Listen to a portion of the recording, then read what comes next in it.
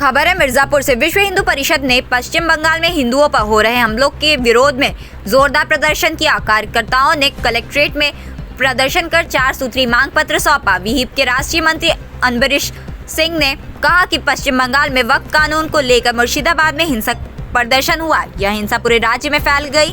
हिंदुओं की दुकानें जलाई जा रही हैं, उनका व्यापार नष्ट किया जा रहा है। उन्होंने आरोप लगाया कि ममता बनर्जी की सरकार रोहिंग्या और बांग्लादेशी घुसपैठिया के सहारे चल रही है। राज्य में संवैधानिक व्यवस्था पूरी तरह विलुप्त हो चुकी है, इसीलिए वहां राष्ट्रपति शासन लागू किया जाए।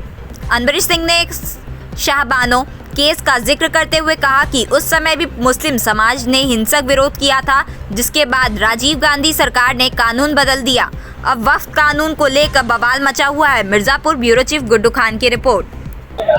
संपूर्ण देश में, बांग्लादेश में, पश्चिमी बंगाल में वक्फ कानून को आधार बनाकर जिस तरह का हिंसक प्रदर्शन मुर्शिदाबाद में मुसलमानों के द्वारा हुआ और बाद में वह प्रदर्शन और हिंदुओं पर वह आक्रमण संपूर्ण बंगाल में फैल गया।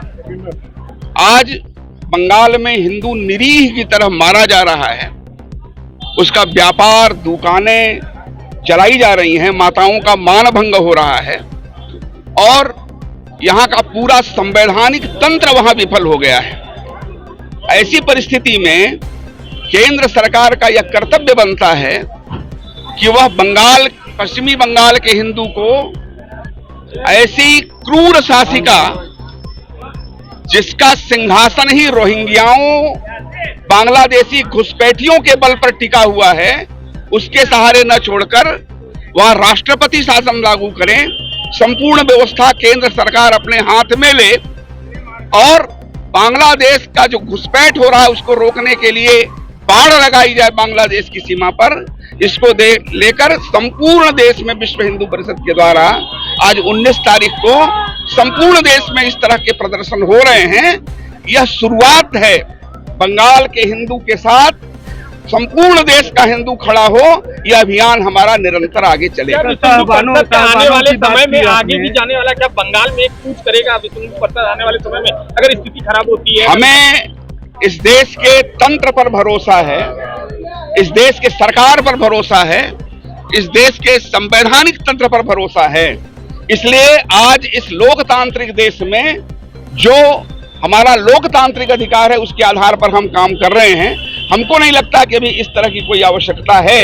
केंद्र सरकार वहां की संपूर्ण व्यवस्था को संभाल ले, लेकिन हम इस काम में जरूर लगेंगे कि भारत में कहीं भी हिंदू पर कोई अत्याचार हो तो संपूर्ण देश का हिंदू उसके लिए खड़ा हो। शाहबानो के बारे में आपने बात कही, क्या बात है? शाहबानो नाम की एक 70 साल की बुढ़िया इंदौर की, उसके पति ने, जो एक बहुत बड़े वकील थे, उसको तलाक दिया। उसने गुजारा भत्ता के लिए सुप्रीम कोर्ट में एप्लीकेशन दिया था। राजीव गांधी जी का उस समय राज्य था। सुप्रीम कोर्ट ने फौजदारी की धारा 125 के अंतर्गत उसे गुजारा भत्ता देने का आदेश दिया। संपूर्ण देश में पर्सनल लॉ बचाने के नाम पर मुसलमानों ने इसी तरह के हिंसक प्रदर्शन किए। दिल्ली की सड़कों पर मुसलमान लाखों की संख्या में आए। उन्होंने सुप्रीम कोर्ट को गाली दी, मंत्रिमंडल को गाली दी, सबको गालियां दी और उससे डरकर उस समय के प्रधानमंत्री ने कानून बनाकर और उस फैसले को पलट देने का काम किया। यही खून मुसलमानों के मुंह में लग गया है। उनको लगता है कि इसी तरह का अनर्गल काम हम करेंगे तो यह वक्फ का कानून भी वापस हो जाएगा। इस पूरे ये जो हो रहा है इसके जड़ में कांग्रेस की वह नीति है जो हर बात पर मुसलमानों को खुश करने के लिए लगी रहती है, उसी का यह कुपरिणाम। सर एक बात और आपने कहा, ठुड्डी और गर्दन पर दबोचने की बात की। जी हाँ, हमारे यहाँ जब बच्चे बहुत जिद करते हैं तो पहले उन्हें ठुड्डी पर हाथ रख के समझाया जाता है और जब उनकी जिद बहुत बर्दाश्त के बाहर हो जाती है तो गर्दन पर हाथ रख के समझाया जाता है। देश के संविधान को चुनौती देने वाले, देश के संप्रभुता को चुनौती देने वाले जितने लोग हैं उनको गर्दन पर हाथ रख के ही समझाने की आवश्यकता है। यही आज का युग धर्म है। किसके लिए इशारा है? किसकी तरफ इशारा है? कौन ऐसा कर रहा है? अब इससे खुली बात मैं क्या कर सकता हूँ? ये जो कर रहा है उसके लिए है। मैं केंद्रीय मंत्री हूँ विश्व हिंदू परिषद का, अम्बरीश मेरा नाम। ठीक।